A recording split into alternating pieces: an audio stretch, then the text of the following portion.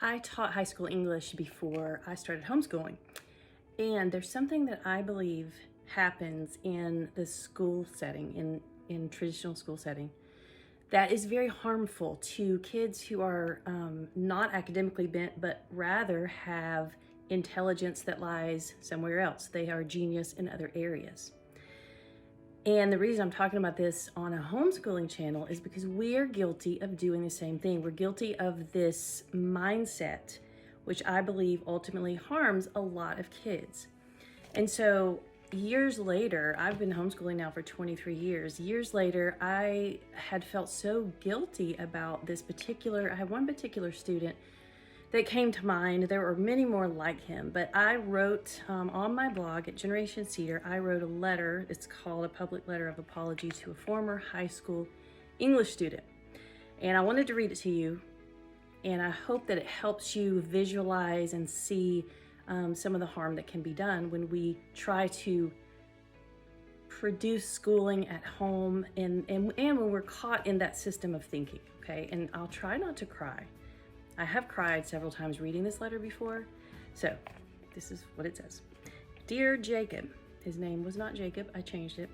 I taught you an English class when you were 18 years old, and I owe you an apology. In fact, all your teachers do.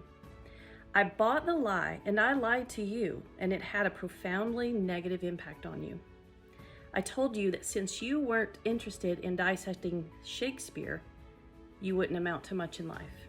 Oh, I didn't say it in those exact words, but close. I remember taking you into the hallway.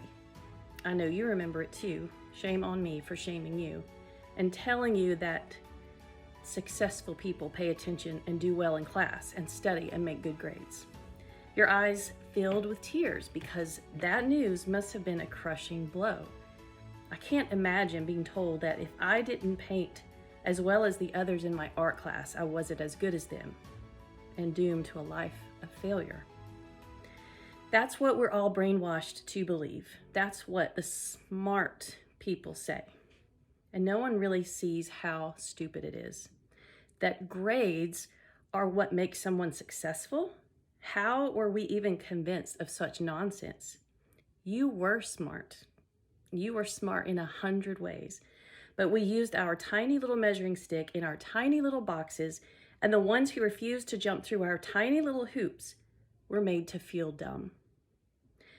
Thousands of children still suffer every day the way I made you suffer. You knew back then what I refused to see, that there is nothing normal or productive about forcing energetic, curious boys to sit in desks all day and force feed them Chaucer, to waste valuable time on a lecture they won't remember when they could be learning so much more, stuff they really cared about, stuff that would really give them a good life. I can't believe we sit by and let it happen. You didn't need Chaucer. You needed freedom. You needed to work with your hands and do what you were good at to improve those skills that were uniquely yours and uniquely wonderful and just as important as writing essays. And you needed us to tell you that, to say that there are 1,000 ways to be smart. Some people do love Chaucer, and some people love taking a car apart and putting it back together. Both of those things are good and needful and should receive equal attention and affirmation.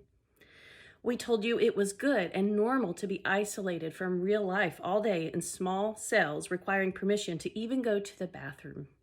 You were a man, and you couldn't go to the bathroom unless I let you.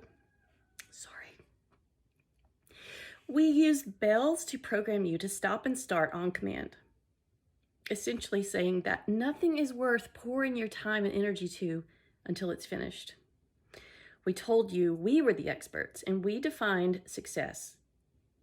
And we got to stamp your card for life to tell the world you were either a good student or a bad student. Jacob, I am so ashamed to have claimed to be helping children, all the while hurting you and many others.